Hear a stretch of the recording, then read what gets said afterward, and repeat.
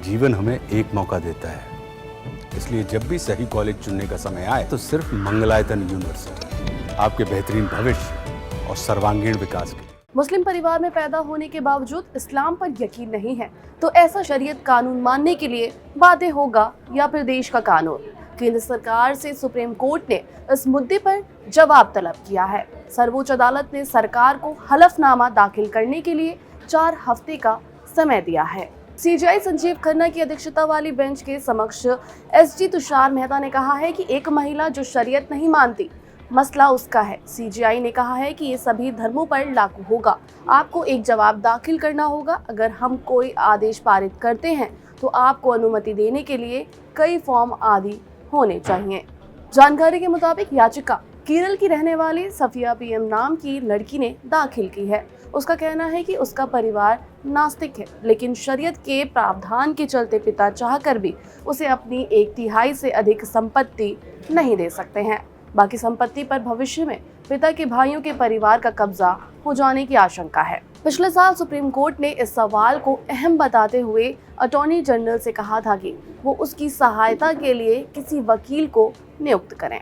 इसके बाद 24 अक्टूबर 2024 को सुनवाई हुई।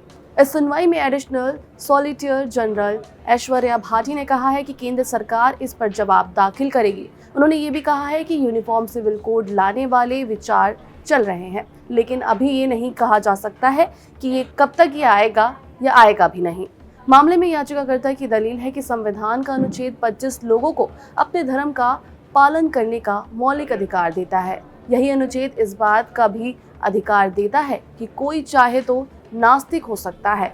इसके बावजूद सिर्फ किसी विशेष मजहब को मानने वाले परिवार में जन्म लेने के चलते उसे उस मजहब का पर्सनल लॉ मानने के लिए बाध्य नहीं किया जाना चाहिए। वकील ने यह भी कहा था कि अगर याचिकाकर्ता और उसके पिता लिखित में ये कह देंगे कि वो मुस्लिम नहीं है, तब भी शरीयत के मुताबिक उनकी संपत्ति पर उनके रिश्तेदारों का दावा बन जाएगा। दरअसल शरीयत एक्ट की धारा 3 में प्रावधान है कि मुस्लिम व्यक्ति को ये घोषणा करता है कि वो शरीयत के मुताबिक उत्तराधिकार के नियमों का पालन करेगा, लेकिन जो ऐसा नहीं करता उसे भारतीय उत्तराधिकार कानून का लाभ नहीं मिल पाता, क्योंकि उत्तराधिकार के कानून की धारा 58 में ये प्रावधान है कि ये मुसलमानों पर लागू नहीं हो सकता है। इस वीडियो में इतना है। देश दुनिया की तमाम बड़ी खबरों के लिए देखते रहिए जागरण न्यूज।